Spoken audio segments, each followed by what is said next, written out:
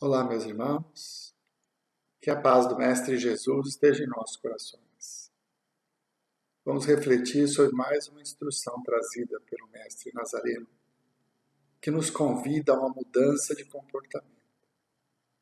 Eu diria que esse convite é um dos mais difíceis que possamos enfrentar nesse momento da nossa evolução, porque ainda estamos submissos aos usos e costumes, às paixões, que nos remetem a tomarmos atitudes. Diante de uma afronta, a sociedade pede que nós busquemos uma retaliação, busquemos um revide, porque senão somos considerados fracos. Assim eram chamados os cristãos lá no início,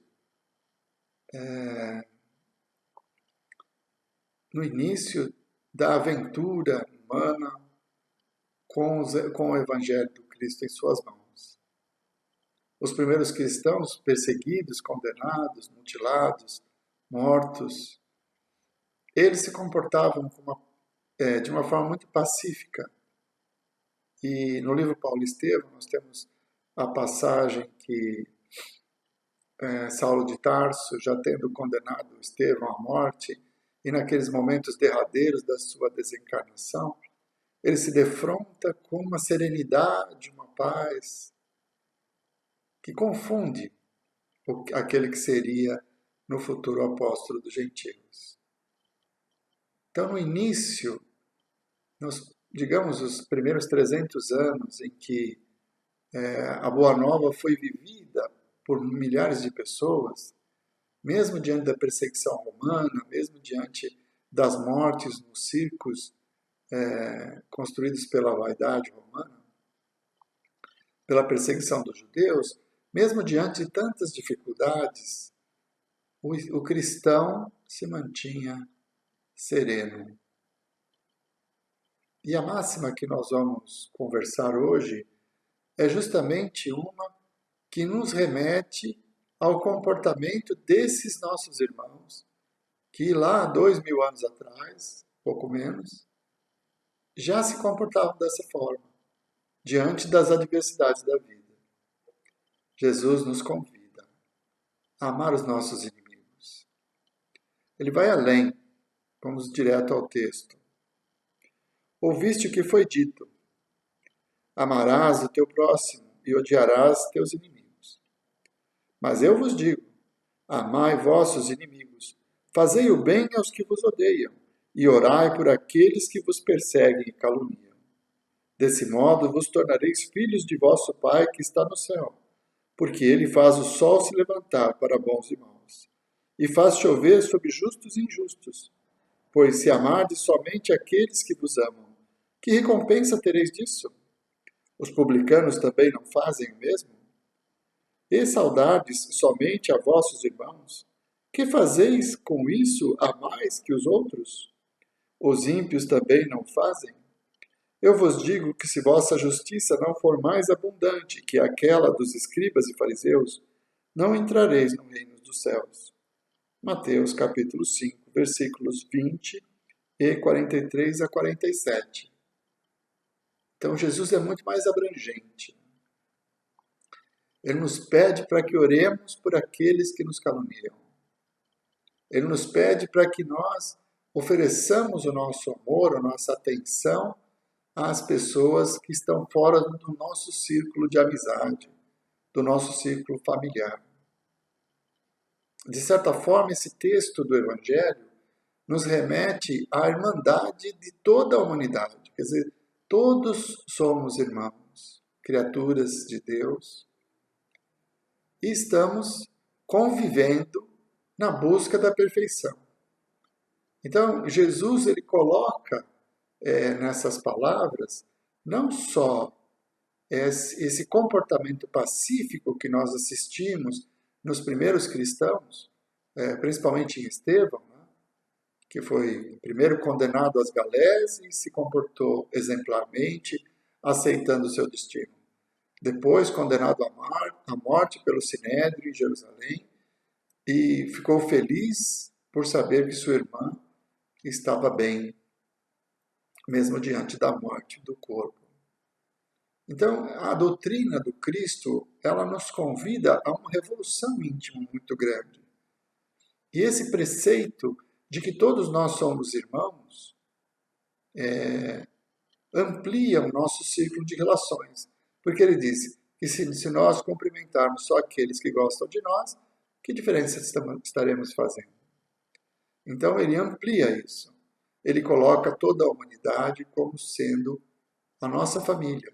Somos todos irmãos.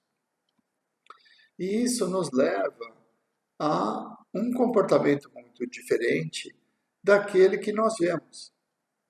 Então, hoje, no nosso cotidiano, principalmente hoje, nesse momento político que vivemos no nosso país, a polarização dos desejos e dos interesses, nós enxergamos os duelos. Né? Nesse capítulo 12 do Evangelho segundo o Espiritismo, amai os vossos inimigos, Kardec relata sobre os duelos, que seriam os últimos traços de barbárie da sociedade. Hoje nós não temos mais duelos armados, né, com aqueles requintes de crueldade que tínhamos nos séculos 17, 18, até 19. Os duelos são de palavras, de ofensas, são duelos na internet, onde se impõem as suas opiniões, exigindo posturas radicais, quer dizer, quem não está comigo é contra mim. Toda essa circunstância nos mostra o quanto nós nos afastamos da Boa Nova. Nesses 2000 anos que se decorreram após a passagem do Cristo na Terra. Os primeiros cristãos, eles praticaram a Boa Nova de uma forma muito plena. Por quê? Porque eles enfrentavam as adversidades. Eles tinham o desejo do conhecimento, das preleções do Evangelho, eles confiavam na vida futura, no consolo das palavras do Cristo e colocavam a própria vida em risco. Por quê? Porque é muito melhor salvar o espírito do que salvar o corpo. Então, nós precisamos refletir muito sobre o nosso comportamento em relação ao nosso semelhante. O que nos move diante da adversidade que vivemos em relação ao nosso semelhante? Quando alguém pensa diferente de mim, quando alguém age contra os meus interesses, e muitas vezes nós consideramos aquele nosso inimigo. Jesus nos pede para que nós amemos esse ser, que vem e tira o nosso equilíbrio. É uma pessoa que cruza o nosso caminho e que bagunça um pouco a nossa vida, nos traz problemas a serem resolvidos, desafios. Então, essas pessoas que nos contrariam, nós as consideramos como nossos inimigos. E Jesus nos pede, amai os vossos inimigos. Primeiro precisamos entender bem o que Jesus quis dizer com a palavra amor nesse contexto. Naturalmente, ele não espera que nós tenhamos por pessoas que nos fizeram mal ou que aparentemente contrariaram a nossa vontade, que nós tenhamos o mesmo sentimento que nós temos em relação às pessoas mais próximas. É muito interessante isso, porque quando nós encontramos um amigo, uma pessoa querida, não precisamos raciocinar. Vem de dentro aquele sentimento gostoso, a vontade de abraçar, o desejo de estar com a pessoa, de saber como ela está, a alegria do reencontro. É algo espontâneo. Não é um exercício da vontade. Nós sentimos o amor que temos por aquela pessoa, com a qual nós nos afinizamos. Então, isso é um sentimento inato, podemos chamar assim, de uma forma didática. Ao ver um amigo, aquilo vem de dentro e a alegria nos invade. Por quê? Porque estamos nos relacionando com uma pessoa agradável, alguém que tem afinidade para conosco e que nós sentimos algo positivo. Agora, quando nós encontramos uma pessoa que é o nosso desafeto, com quem nós não temos nenhum tipo de afinidade, então o sentimento também é espontâneo. Nós não vamos raciocinar. Aquilo vem de dentro. Aquela vontade de atravessar a rua, aquela vontade de sair do ambiente, o mal-estar íntimo, porque aquela pessoa nos faz mal. Não é isso? É algo espontâneo. Não é raciocinado. É aqui que entra a instrução do Cristo. Ele nos pede para que nós raciocinemos. Que apesar de ter essa ojeriza pela pessoa, de ter essa vontade de sair da sala, de mudar de calçada, a presença daquela pessoa acaba com o nosso humor, nos deixa mais sisudos. Então, tudo isso são sentimentos que nascem, que brotam, porque nós ainda não conseguimos evoluir para considerar a todos nossos irmãos. Então, Jesus nos pede para que nós raciocinemos, para que usemos a razão. Então, que nós não permitamos que esse sentimento nocivo, ruim, que surge quando nós encontramos o nosso desafeto, que ele se mantenha. Jesus nos pede para que nós mudemos o sentimento, para que nós evitemos o mal. Então, o amar o inimigo não significa ter o mesmo sentimento que nós temos por um amigo, por um irmão, por parentes próximos, por pessoas com quem nós temos muita afinidade. Amar nosso inimigo significa não odiá-lo. Não permitir que esse sentimento ruim nos leve a tomar atitudes encolerizados ou de uma forma que prejudique aquele ser com quem nós não temos afinidade. É preciso refletir muito sobre isso, porque nós estamos num estágio evolutivo, não vamos esquecer. Estamos todos encarnados num mundo de provas e expiações. Portanto, temos que passar por situações para corrigir os erros do nosso passado. É por isso que nós reencarnamos aqui. E, naturalmente, muitas pessoas que conviveram conosco em outras vidas, elas têm sentimentos em relação a nós. São nossos inimigos. Pessoas que não conseguiram nos perdoar, pessoas a quem nós não conseguimos perdoar por situações de adversidade, quando surgiu o conflito. O que é o conflito? É uma situação que ocorreu e que eu não posso mudar. Mas eu não consigo aceitar a situação. Por isso, eu estou em conflito. E nós vamos buscar no culpado, aquele ser que é responsável pelaquela situação que eu não consigo aceitar, o nosso inimigo. Então, quando surge algo e a situação vem contrariar nossa vontade, a primeira coisa que nós vamos tentar fazer é encontrar o culpado. Ah, mas por que isso está acontecendo? Quem que fez isso? Não é? Esse ser é o nosso inimigo. Porque para nós, ainda é mais importante, nesse primeiro momento, encontrar o responsável do que a solução do problema.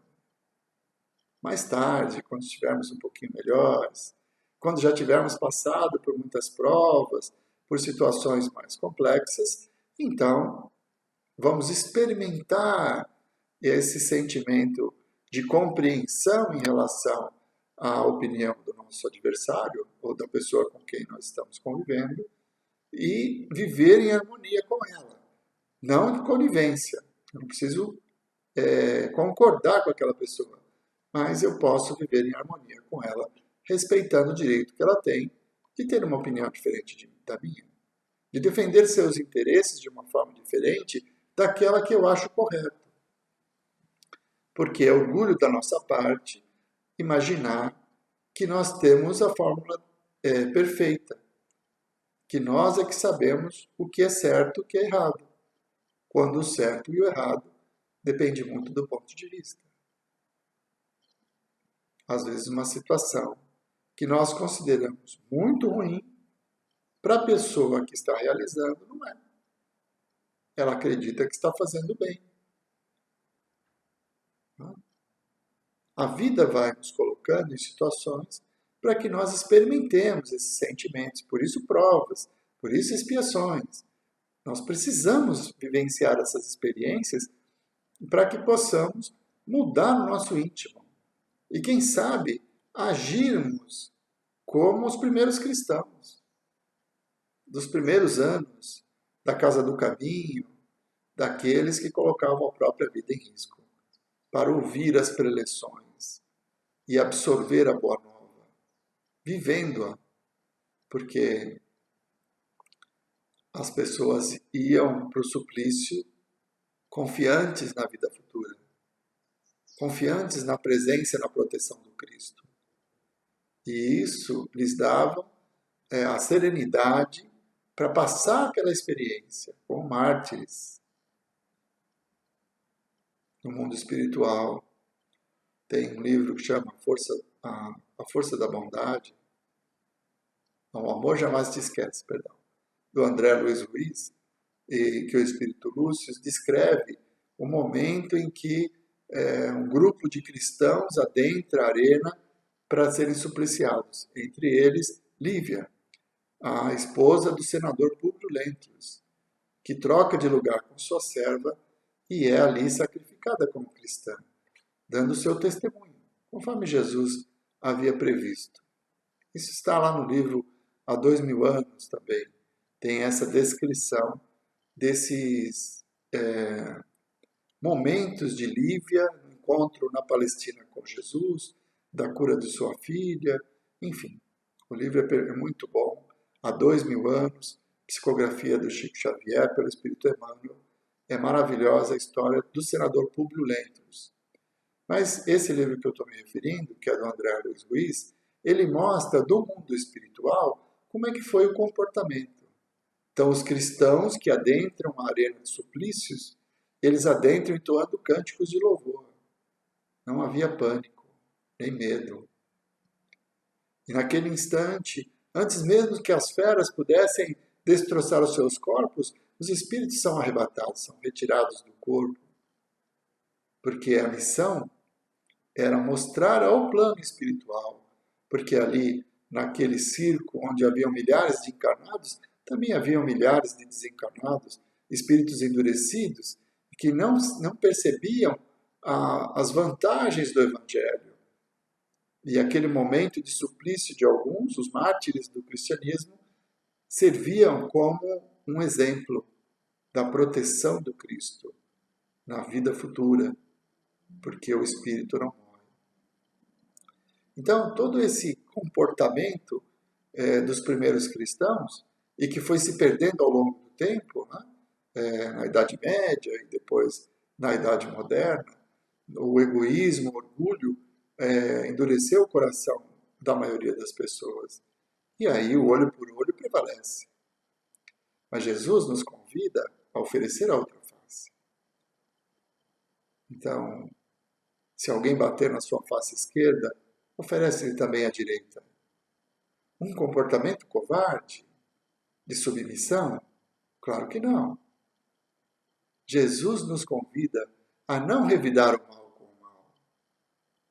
O que ele está nos ensinando nesse momento é que nós precisamos absorver a ignorância daquele que nos agrediu e não revidar a agressão, porque no momento em que nós revidarmos a agressão, estaremos nos equiparando a ele, àquele que nos agrediu. Então, oferecer a outra face é devolver o bem ao mal recebido. É não reagir de uma forma ostensiva e agressiva da mesma forma que as pessoas agem para conosco. Você imagina, numa situação do cotidiano, quando podíamos ir em estádios de futebol, que agora estão restritos por causa da pandemia, mas imagina duas torcidas se encontrando. Então, nós temos nos noticiários, nós temos muitas informações da violência das torcidas. Elas, para defender as cores do seu time, elas se arvoram a grandes lutas e violências e até homicídios acontecem quando elas se encontram. Agora você imagina que uma dessas torcidas é a torcida de Jesus. É aquela dos primeiros cristãos que tem a boa nova muito bem compreendida e sendo vivida. E a outra não. No momento do confronto, quando uma torcida quer agredir a outra não revida. Dá razão. Não, seu time é mesmo melhor, não tem problema, não vamos brigar por causa disso. Como seria a nossa sociedade se nós já tivéssemos atingido esse estágio? Em que no momento da divergência de ideias, uma pessoa ouvisse a outra. E ao invés de se impor, como o orgulho manda, aceitasse a opinião do outro, aprendesse com ela. Não haveria os conflitos. É isso que Jesus está nos propondo. Que evitemos o conflito. Oferecer a outra face é não revidar. Mas se a pessoa está irada, está nervosa, está nos agredindo, que tenhamos a serenidade de compreender que ela está doente. Que a sua ignorância o levou a tomar essas atitudes. E que nos cabe evitar o mal. Oferecer a outra face é não revidar. Não odiar aquele que pensa diferente de mim. Então, amar os nossos inimigos nos leva a um comportamento de harmonia. Porque, apesar de não termos a simpatia, o sentimento de amor em relação àquela pessoa, como teríamos com um irmão, com um amigo próximo, nós também não vamos ter ódio. Não vamos olhá-lo como alguém que quer fazer o mal para nós. Opa, mas e se ele quiser mesmo fazer o mal para nós? E se pela sua ganância, pelo seu orgulho, ele desejar tomar o nosso lugar na empresa? Ele desejar usurpar dos nossos bens e retirar de nós valores conquistados com trabalho, com honestidade? Como será? E se ele realmente for nosso inimigo, porque nos persegue, porque nos calunia? Vejam bem, a nossa vida toda, ela nos pertence. Deus nos criou simples e ignorantes e nos deu livre-arbítrio para que escolhamos o nosso caminho. Nós vamos vivenciar todas as experiências que estão relacionadas com as nossas escolhas. Então, muitas vezes, em situações equivocadas, quando éramos ainda um pouco mais ignorantes do que somos hoje, nós tomamos atitudes erradas. Nós somos regidos pelo orgulho, pela ganância, nós também usurpamos. E aí, como a lei de causa e efeito é perfeita, no momento em que nós estamos preparados para resgatar os erros do passado, a consequência vem. Porque Deus é justo e, além de justo, é misericordioso.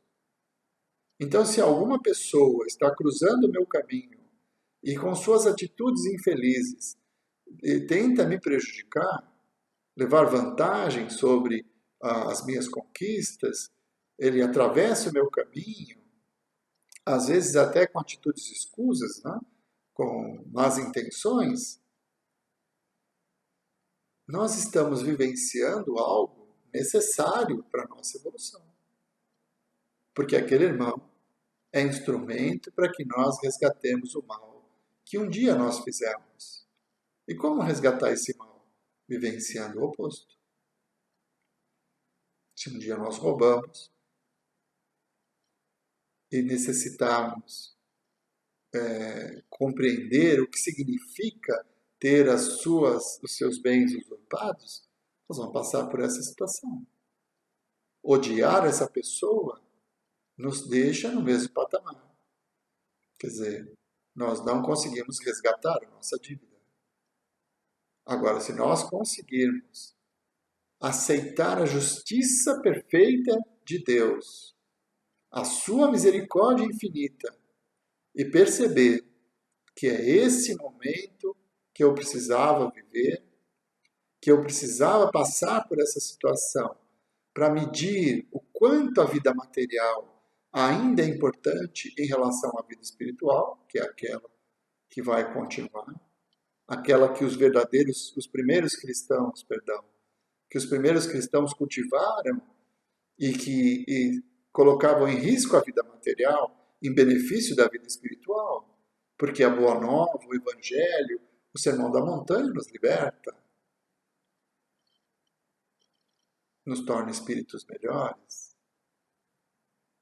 Então, diante da lei de causa e efeito, se alguém cruzou meu caminho e está me trazendo complicações na minha vida, eu necessito dessa experiência, porque eu estarei resgatando erros do passado, além de provando que já consigo extirpar o mal de dentro de mim.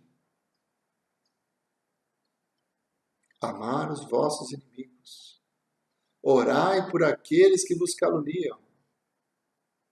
Cumprimentai aqueles que são seus desafetos, para fazer diferente, para que sejamos reconhecidos como filhos de Deus. O Evangelho nos convida a essa transformação. É preciso que tenhamos essa consciência de que o mal que nós sentimos em relação ao nosso semelhante, por pior que tenha sido o comportamento dele, esse mal está em nós e não nele. A ignorância do nosso irmão o levou a cometer o erro. Ele ainda não aprendeu. Mas assim como eu estou passando por essa situação e resgatando algo do passado, ele um dia também passará. Mas não é a mim que ele deve satisfações, mas a si mesmo. O grande juiz que determina se estamos bem ou mal é justamente a nossa consciência. É a nossa consciência que nos aprisiona aos erros, aos sentimentos ruins e nocivos, ou nos liberta. Porque a lei está lá, registrada. Então, no fundo, nós sabemos exatamente o que é bom e o que é mal. E por isso, temos nas nossas mãos a possibilidade de escolher. Escolher não dar vazão àquele sentimento negativo quando encontramos um desafeto. Escolher oferecer ao desafeto a nossa fraternidade, a nossa educação. Escolhemos oferecer a nossa mão para levantá-lo, caso ele esteja caído. E demonstrar que conseguimos superar esses sentimentos nocivos que são gerados pelo orgulho. Não podemos esquecer jamais da lei de causa e efeito, porque ela nos oferece segundo as nossas próprias obras. Então não há injustiçados nesse mundo. O que há são pessoas resgatando seus erros, aprendendo com as lições e evoluindo. Mesmo porque é preciso compreender que os nossos sentimentos, eles não se alteram ao longo das nossas encarnações. À medida em que nós vamos evoluindo, nós vamos cultivando novos sentimentos. Mas aqueles que nós tínhamos em relação ao nosso semelhante, eles vão continuar. Então, se alguém nos fez mal, e muitas vezes em vidas passadas, nós decidimos resolver essa situação defendendo a nossa honra com o sangue do nosso adversário.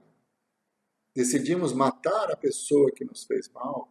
Isso era muito comum há 150, 200 anos atrás. Lavar a honra com sangue.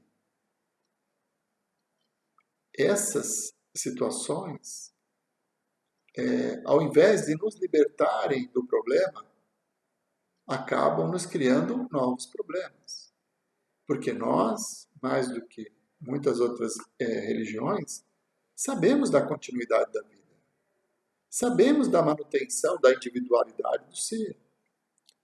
Eles não vão se transformar porque saíram do corpo. E se nós formos os responsáveis diretos pela sua desencarnação, consequentemente, se ele não tiver um entendimento do porquê da vida, ele vai acabar desenvolvendo por nós um ódio muito grande. O mesmo ódio que talvez nós tenhamos sentido quando tiramos a vida dele.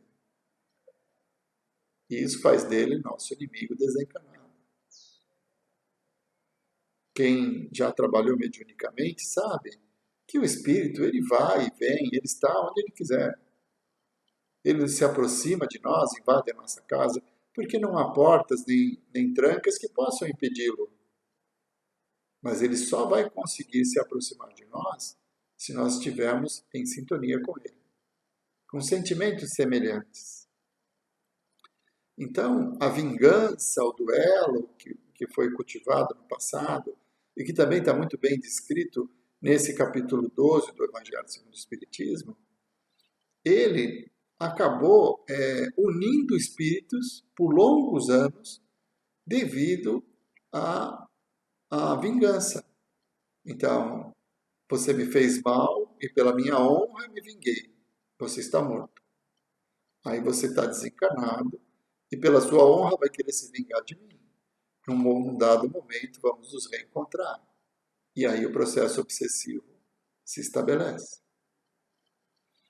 Então, quando nós cultivamos esse sentimento de mágoa, de rancor, quando nós nos achamos melhores do que o nosso semelhante e por isso exigimos que ele haja segundo os nossos padrões de comportamento e de vontade, nós estamos construindo em nós a sintonia para aqueles que nos odeiam terem acesso à nossa mente. Percebe? O espírito pode ir onde ele quiser, mas o nosso livre-arbítrio ainda será respeitado. Um espírito não pode obrigar o outro a fazer o que ele não quer. Mas, se nós estivermos em sintonia com ele, no mesmo padrão vibratório, então ele terá acesso aos nossos pensamentos. Ele vai instigar os nossos desejos íntimos de fazer coisas erradas e, consequentemente, nos trazer sofrimento e dor. Agora, se nós conseguirmos colocar em prática a máxima do Cristo e extirpar de nós esses sentimentos nocivos, que estão relacionados com o orgulho, com a vingança, com o ódio, então, mesmo esse irmão tendo na sua história, na sua mente, a vontade de se vingar de nós, porque ele acredita ter o direito de se vingar pelo mal que nós fizemos a ele não conseguindo se afinizar conosco pelos bons pensamentos que nós produzimos nesse momento da nossa encarnação, ele acaba estando próximo, mas ele não vai nos perturbar. Da mesma forma em que ele pode nos influenciar negativamente para que nós cometamos erros e encontremos perturbações e situações difíceis, nós também podemos influenciá-lo no bem que estamos construindo, no amor que podemos doar às pessoas que estão ao nosso redor. Isso me lembra o caso de obsessão vivido por Divaldo Franco. Foi retratado no filme recentemente. Nós vimos um obsessor obstinado. Ele queria porque queria prejudicar o Divaldo.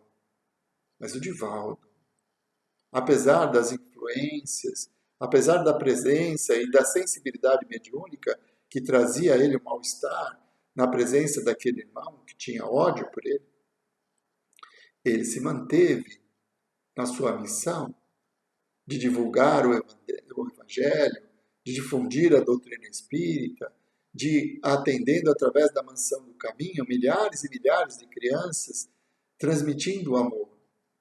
E aquele ser que desejava o seu mal, continuava ao seu lado, esperando as oportunidades para que pudesse prejudicá-lo, persegui-lo. Até que um dia, o amor do Divaldo por um espírito que era especial para esse obsessor, mostrou a ele que aquele ser do passado que o ofendeu, que foi causa do seu ódio, não existia mais. E que o Divaldo, já transformado pelas suas atitudes, pela sua missão, pelo seu amor ao próximo, ajudou aquele espírito endurecido a encontrar um caminho melhor. Então estamos sujeitos ao resgate dos nossos erros do passado. Não somos espíritos puros, não somos espíritos superiores, nem bonzinhos nós somos ainda. Se fôssemos, não estaríamos nesse mundo de provas e expiações. Então temos os nossos compromissos do passado, temos os nossos processos obsessivos, pessoas que ainda não conseguiram nos perdoar, pessoas a quem nós ainda não perdoamos. E isso é demonstrado nessas antipatias que são gratuitas. Né? Nós nunca vimos aquela pessoa, mas ao encontrar com ela, já vem uma coisa ruim, um sentimento negativo em relação a ela. Por quê? Porque nós temos uma vida anterior. Já vivemos conflitos, já fizemos mal àquela pessoa e por isso a nossa consciência nos cobra, ou ela nos fez mal e temos o sentimento de mágoa em relação a ela. E isso dá quando encontramos essa antipatia gratuita. A pessoa nem abriu a boca e nós já não gostamos do que ela falou. Né? Não acontece isso às vezes? Pois é. Jesus nos pede para que mudemos esse comportamento. Para que consigamos extirpar de nós esses sentimentos deletérios, o ódio, a vontade de se vingar, a mágoa, o rancor, que são sentimentos nocivos para o nosso equilíbrio. E quanto mais próximo dessa instrução, de aprender a oferecer a outra face diante da injúria, de aprender a orar por aqueles que nos caluniam, por aqueles que nos prejudicam, diante desse comportamento, nós vamos mudando o nosso padrão vibratório. E esses irmãos que ainda sofrem nessa condição, pela misericórdia de Deus, têm a permissão de se aproximar e de ter a oportunidade da reconciliação, a oportunidade de encontrar o perdão pelas ofensas, para se libertar do passado e construir uma vida melhor. Sejam encarnados, sejam desencarnados. A justiça, a misericórdia do Pai nos possibilita esses meios para que possamos evoluir a cada momento, a cada experiência. E não estamos por acaso no mundo de provas e expiações. Estamos aqui porque precisamos das provas. Precisamos reencontrar com os nossos desafetos e colocar em prática esse evangelho magnífico que Jesus nos trouxe e que o Espiritismo revive com a eficiência da imortalidade, da reencarnação, da lei de causa e efeito. Se nós avaliarmos sobre esse aspecto da doutrina da imortalidade, nós vamos perceber que o nosso maior inimigo, aquele que efetivamente consegue nos fazer mal e que nos traz sofrimento às vezes, que nos coloca em situações difíceis, somos nós mesmos.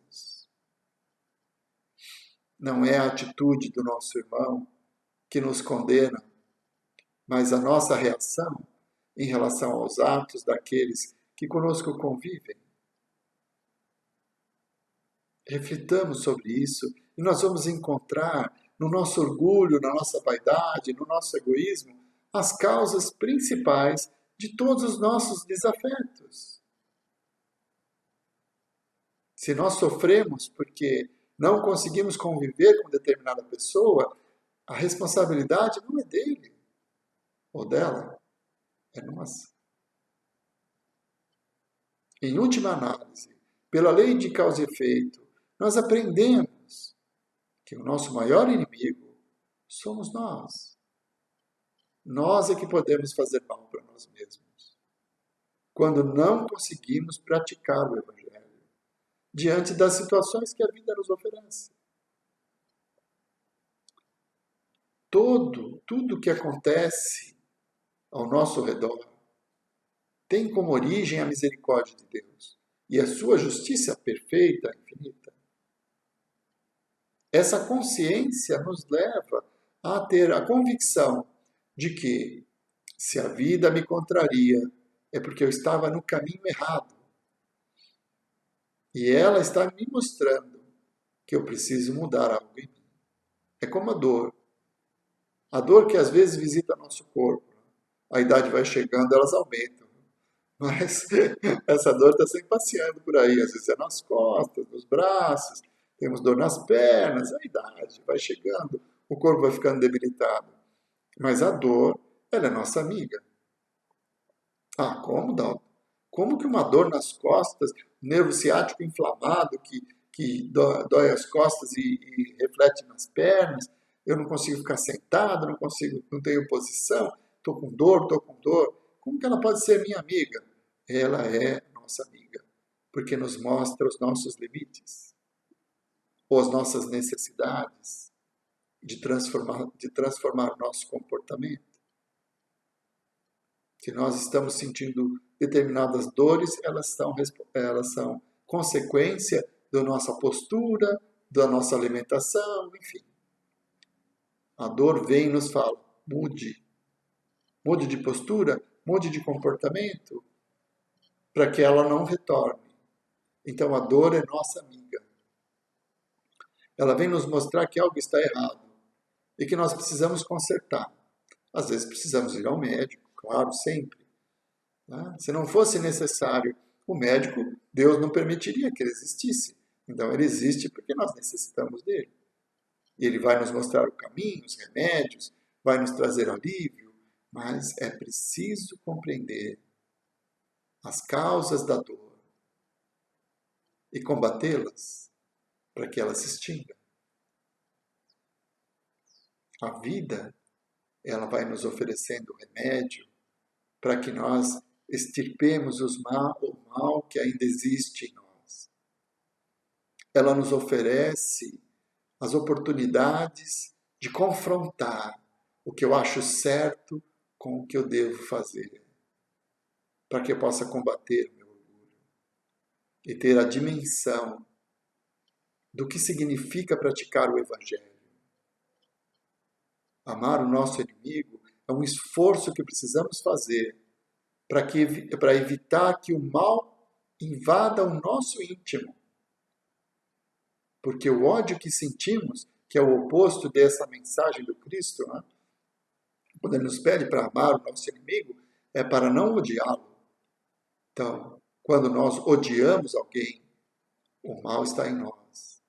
É o nosso corpo que sente.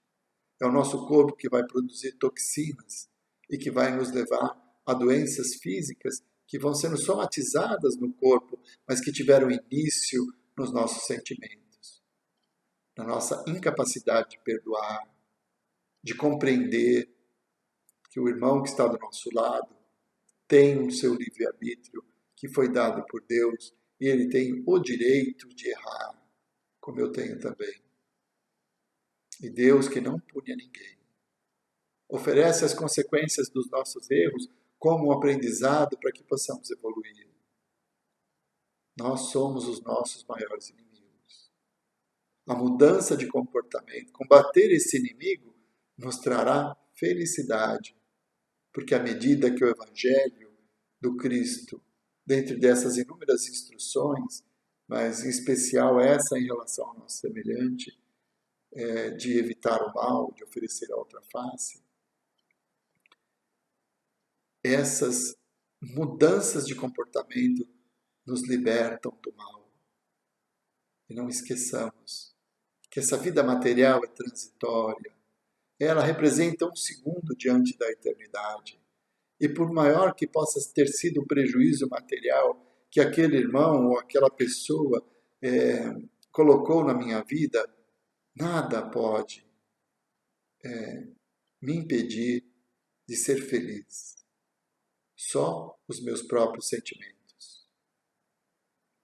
Se eu conseguir aceitá-lo como ele é, se eu conseguir não revidar, que é o sentido de oferecer a outra face, então, como Jesus, deixaremos o nosso corpo um espírito melhor do que aquele que reencarnou nesse mundo de provas e expiações. E quem sabe, se a trajetória for boa e o sentimento for cultivado com sinceridade, quem sabe numa próxima encarnação não estaremos num mundo melhor, num mundo de regeneração? Quem sabe? Nós é que sabemos, porque tudo está em nossas mãos. E o Cristo nos deu o roteiro. Como devemos proceder diante da vida para que possamos caminhar para vidas melhores e construirmos a felicidade de dentro para fora, porque a nossa felicidade não pode depender de ninguém ou de nada. A nossa felicidade é construída em nossos sentimentos. Que a paz do Mestre Jesus permaneçam em nossos corações e que possamos, meus irmãos, a cada adversidade, a cada momento de discórdia, nos lembrarmos que Jesus amou a todos e foi crucificado. E quando retornou, não censurou a ninguém. Acolheu e compreendeu os discípulos, seus apóstolos, com fraternidade e amor, consolidando a boa nova no exemplo vivido, não só nas palavras. Que seja assim a nossa existência. Muito obrigado, meus irmãos. Que Jesus nos abençoe.